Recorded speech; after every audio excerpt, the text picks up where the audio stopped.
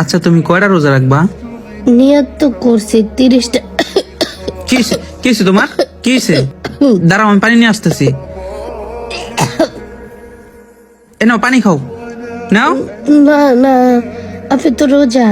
আরে তোমার জীবন চলে যাইতেছে, তুমি এখনো রোজা রোজা করতেছো, রোজা ভাঙ্গা লাও। না স্বামী জান, আমার জীবন চলে গেল, আমি রোজা ভাঙতে পারবো না।